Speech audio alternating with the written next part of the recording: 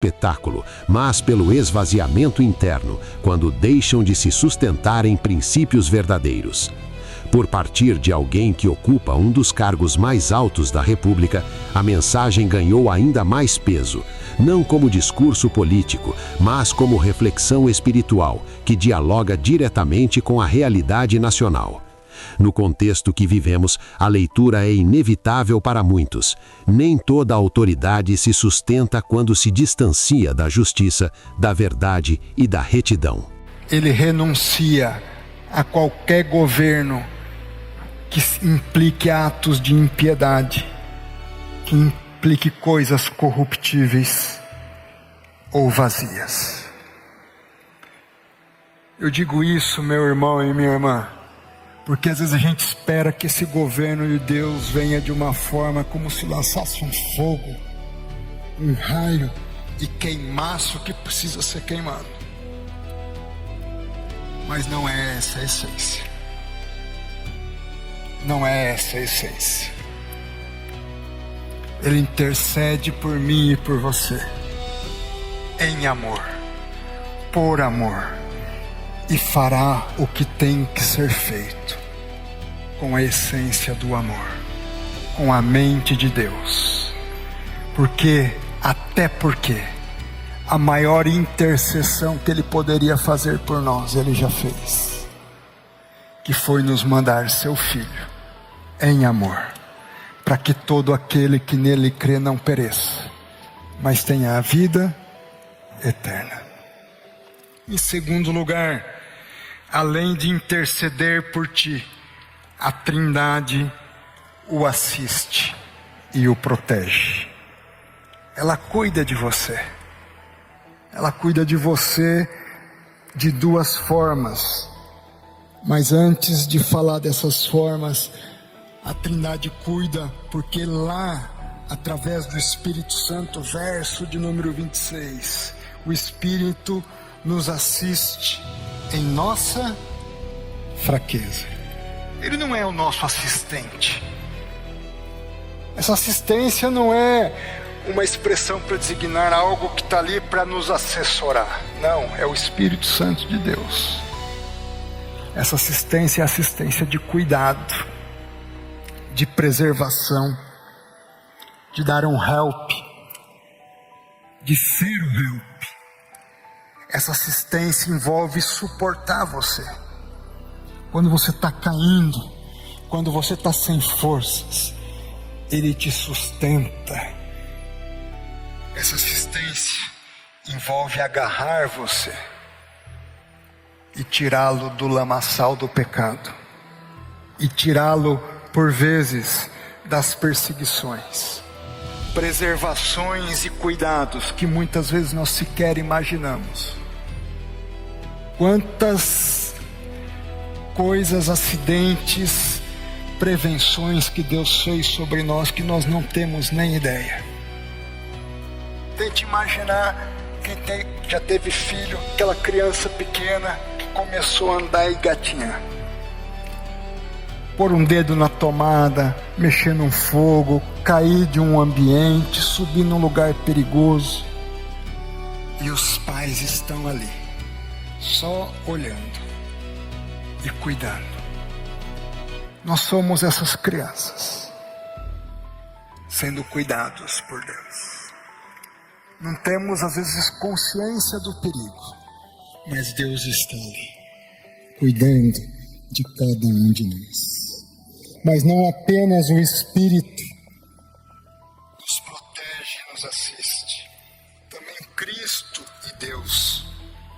Vamos nos dedicar aos versos de 31 a 34.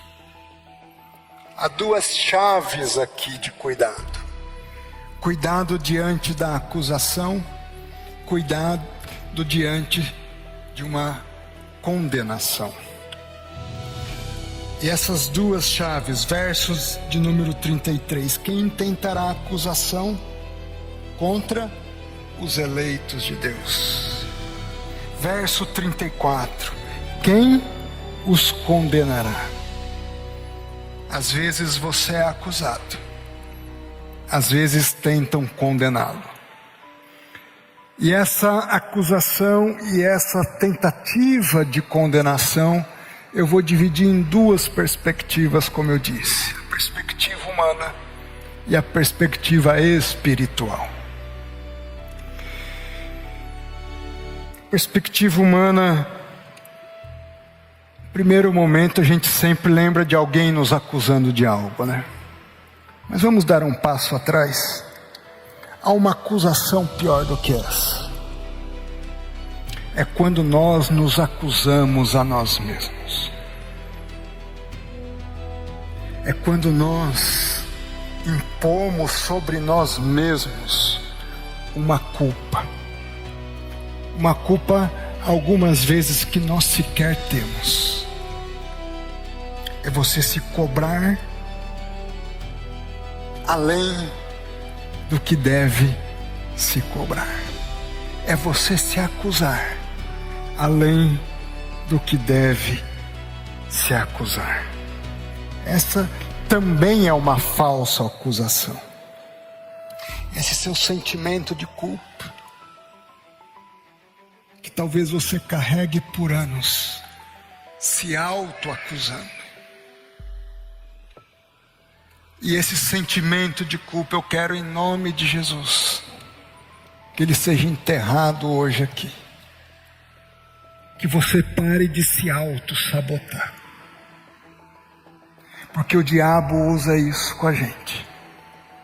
Nós nos auto-acusando e nos auto-sabotando. Nós já amanhecemos derrotados por nós mesmos. Nós já saímos para a batalha derrotados porque já nos derrotamos a nós mesmos. Pare com isso em nome de Jesus. Lendo alguns livros nesse período de férias, eu li Francis Schaeffer. E ele fala um pouco sobre esse sentimento de culpa. É o indivíduo se sabotando a si mesmo. E ele diz que há um sentimento psicológico de culpa desse ser humano, dessa pessoa, sem que haja uma culpa real. Você não fez nada, mas por você pensar, você já se condena a si mesmo, se acusa e se condena a si mesmo. Meu irmão e minha irmã, se liberte desse sentimento psicológico de culpa. Schaeffer diz que muitas vezes os sentimentos de culpa estão presentes, quando na verdade não existe culpa. Mas há situações em que há culpa. Vamos falar agora dessa segunda situação. Se há culpa, o que acontece? Vamos ver o que diz o texto. Verso de número 33. Quem intentará acusação contra os eleitos de Deus? É Deus quem os... Se há culpa, em nome de Jesus, Deus te justifica nessa noite. Deus te perdoa. Confesse a sua culpa. E Deus te justifica. A justificação significa um livramento, uma absolvição. Quando você tem culpa verdadeira. Deus em Jesus Cristo morreu por nós, ressuscitou por nós, e com Ele morreram os nossos pecados, e com Ele ressuscita alguém justificado, regenerado, uma nova pessoa. O André não é mais o André, é um novo André. A Janei não é mais a Janei, é uma nova Janei. Me refiro à minha esposa. E vocês não são mais vocês. Vocês são novos em Cristo Jesus. Deus te proteja. Deus não permite que as acusações feitas contra vocês prosperem. Deus não permite que as condenações intentadas contra vocês prosperem.